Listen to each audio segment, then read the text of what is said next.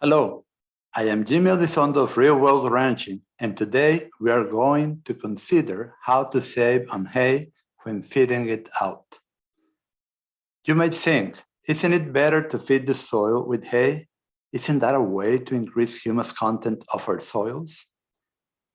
While rotting hay may give some temporary surge of grass growth due to its organic humic acids being released, it is a very expensive way to increase soil humus, as most soil humus is not produced by litter being degraded into soil, but it actually comes mainly from the decomposition of the microorganism bodies, and these microorganisms in the soil are fed by the plant's root exudates, which in turn depend on the leaf-to-stem ratio in the plant.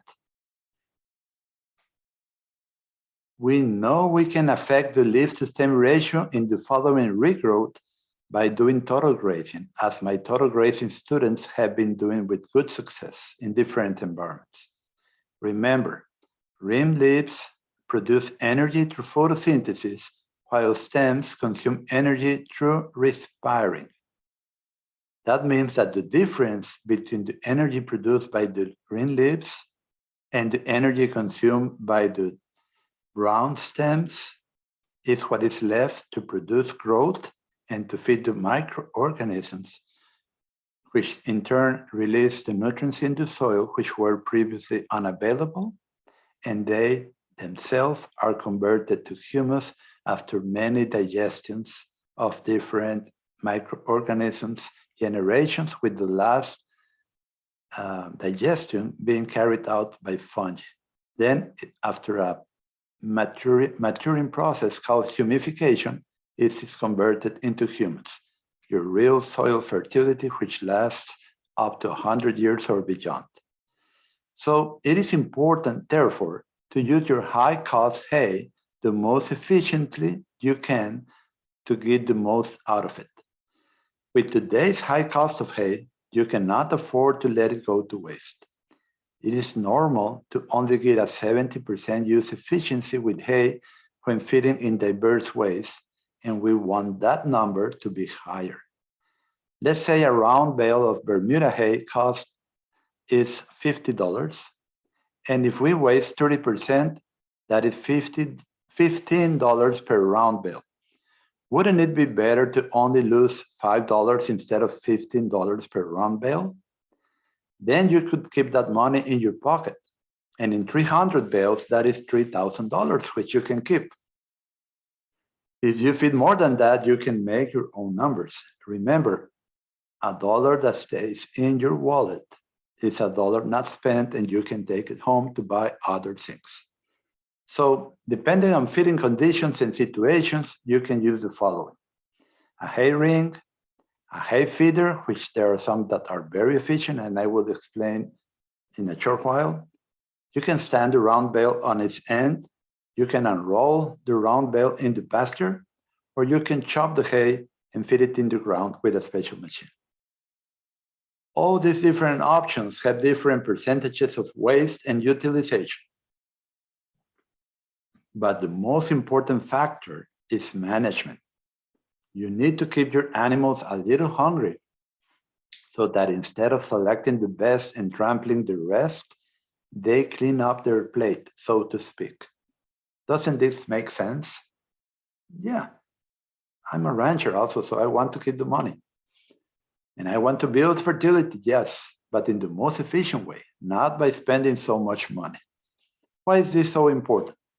Because the difference on a 200 weaned calf herd in a corral, which I just did this past winter, can be 1 to 2 round bales per day of waste, and that amounts to $75 per day, which on 100 days is $7,500 with no extra benefit. And this is just management. It has been my experience that when you know to judge gut feel, you can assess if they have enough round bales or if they need more. Many times they need half a bale more, so we need to be wise and adjust. For example, if I fed a full round bale more instead of 4, I fed 5, because I knew that they needed 4.5. Next morning, I can feed less, so they clean it up. You see what I mean? You need to make them clean up their plate, but you do not want them to dunk and urinate on it. So you have to just use your judgment to know when to put the bales out. We want to keep our livestock full and content, but we also want to limit waste to keep that money in our pockets. We want our cattle to be full in the evening and a little hungry in the morning. In my experience, I go early in the morning to inspect how much hay is left when on full feeding, and depending on how much is left over, I adjust the number of round bales to be put out. Then in the evening, I go again to check the animals and if they have a good feel or not. The gut feel is the triangle formed between the last rib and the hip bone, and I also look at their behavior and manure. If I don't do this, they will lay down on the trampled leftover hay and not consume it anymore, which leads to waste and unhappy animals next day, or wasting money in feeding too much hay. When you find them in the early morning laying on top of much wasted hay, that is a sure sign of hay being wasted. Now, when it is very wet and they lay on the hay, it's raining for every day for weeks, it is preferable to them that laying on hay than laying on the mud on heavy clay soils. So that will be preferable. So we need to use common sense. When feeding hay on a central location or on a corral, like when feeding weaned calves after weaning, there is a hay feeder where the round bale is suspended by metal hooks and the calves can feed through the slots in the modified hay ring. This seems to work well at limiting waste, where any hay that drops to the ground inside the hay ring can be picked up by the cattle. My total grazing students are having success in feeding less hay by using stockpile forage, and sometimes a minimum protein supplement if protein in the stockpile is deficient. Doing it that way, they save around $200 per cow per year compared to feeding hay, and the nutrients are recycled inside.